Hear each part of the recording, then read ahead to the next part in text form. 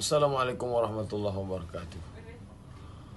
Habasta aslaha, engkau tahan pokoknya, modalnya, kemudian engkau sedekahkan keuntungannya. Itulah konsep awal dari wakaf. Jadi ketika kita wakafkan tanahnya, kita wakafkan pohonnya, la yuba'u, tidak boleh dijual, wala yurathu, tidak boleh diwariskan, wala yuhabu, tidak boleh dihibahkan. Mati kita, meninggal dunia, maka tetap mengalir, buahnya setiap bulan terus dihasilkan. Inilah konsep awal wakaf dalam Islam.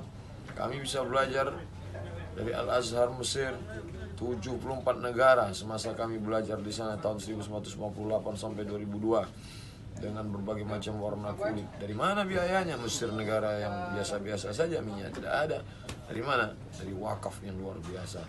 Oleh sebab itu ketika wakaf kebun korma di tanah Berbate bisa kita kembangkan atas nama umat Islam, maka kita bisa menyekolahkan anak yatim, fakir miskin, membantu janda-janda tua, memberikan bantuan untuk dakwah, mensupport segala kegiatan menolong agama Allah.